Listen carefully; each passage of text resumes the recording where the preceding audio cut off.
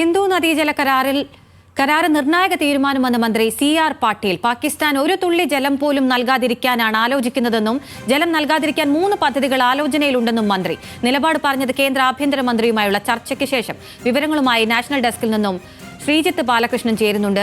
ശ്രീജിത്ത്, ഈ നയതന്ത്ര ബന്ധം വിച്ഛേദിക്കുന്നതിന്റെ ഭാഗമായി സിന്ധു നദീജല കരാർ റദ്ദാക്കുന്നെന്ന വിവരം നേരത്തെ അറിയിച്ചതാണ് കേന്ദ്രം. ഇപ്പോൾ അതിൽ ആഭ്യന്തര മന്ത്രിയുമായുള്ള കൂടിക്കാഴ്ചയ്ക്ക് ശേഷമാണ് CR പാട്ടീലിന്റെ ഈ പ്രതികരണം വരുന്നത്. എന്തൊക്കെയാണ് വിശദാംശങ്ങൾ?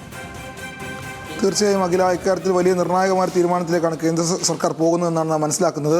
അതൊരു പക്ഷേ മന്ത്രി ഇന്ന് ആഭ്യന്തരമന്ത്രിയെ കണ്ട് കാര്യങ്ങൾ വിശദീകരിക്കുകയായിരുന്നു. അതായത് എങ്ങനെയായിരിക്കണം ഈ കരാർ റദ്ദാക്കുന്നത്.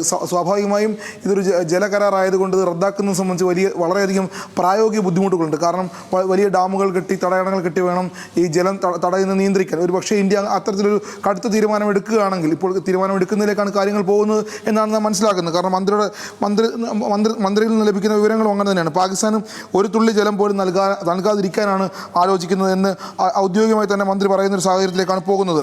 അതായത് ഇന്ന് കേന്ദ്ര ആഭ്യന്തരമന്ത്രി വൈകിട്ട് യോഗം വിളിക്കുമെന്ന് നമ്മൾ നേരത്തെ രാവിലെ തന്നെ പറഞ്ഞിരുന്നതാണ്. ആ യോഗത്തിന് ശേഷമാണ് ഈ കാര്യങ്ങളിലൊരു വ്യക്തത വരുന്നത്.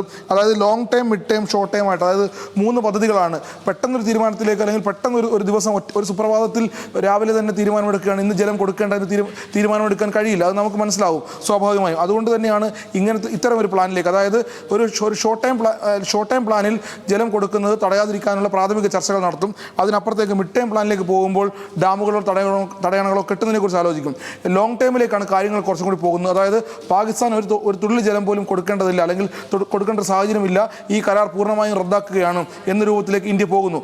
ആ ലോങ് ടൈം ആകുമ്പോഴേക്കും സ്വാഭാവികമായും ഇന്ത്യ ഡാമുകൾ കെട്ടുകയോ തടയണ കെട്ടുകയോ അല്ലെങ്കിൽ ജലം മറ്റ് രീതിയിൽ വഴിതിരിച്ചു വിടുകയോ എന്ത് വേണമെന്നുള്ളതിനെക്കുറിച്ച് ലോങ് ടൈമിൽ ആലോചിച്ച് പദ്ധതികൾ പ്ലാൻ ചെയ്ത് തീരുമാനമെടുക്കുന്ന ഒരു സാഹചര്യത്തിലേക്കായിരിക്കും പോവുക. എന്തായാലും സർക്കാർ തീരുമാനം, മന്ത്രിയുടെ തീരുമാനം, മന്ത്രിതല ചർച്ചയിലുള്ള തീരുമാനം ഇതാണ്.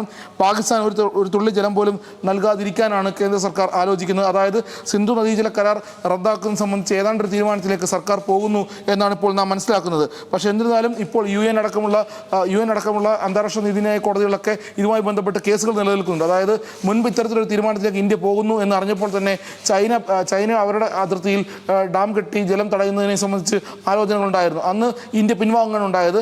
ഇപ്പോൾ പാകിസ്ഥാന് ജലം കൊടുക്കേണ്ട എന്ന് തീരുമാനിക്കുമ്പോൾ സ്വാഭാവികമായും ചൈനയുടെ ഭാഗത്തുനിന്നോ പാകിസ്ഥാൻ്റെ ഭാഗത്തുനിന്നോ നയതന്ത്രപരമായോ നീതിന്യായ കോടതി തലത്തിലേക്കോ എന്തെങ്കിലും ഒരു പ്ലാൻ അല്ലെങ്കിൽ ഒരു പദ്ധതി വരുമോ എന്ന കാര്യം കൂടി ഇന്ത്യ ആലോചിക്കുന്നുണ്ട്. എന്തായാലും നയതന്ത്ര തലത്തിൽ എടുത്ത തീരുമാനം അത് നടപ്പാക്കാൻ തന്നെയാണ് കേന്ദ്ര സർക്കാർ ഇപ്പോൾ ആലോചിക്കുന്നത്. ഒരു തുള്ളി ജലം പോലും പാകിസ്ഥാന് നൽകേണ്ടെന്ന തീരുമാനമാണ് കേന്ദ്രം സ്വീകരിക്കുന്നത്. വിവരങ്ങൾ നൽകുകയായിരുന്നു ശ്രീജിത്ത് ബാലകൃഷ്ണൻ, നാഷണൽ ഡെസ്കിൽ.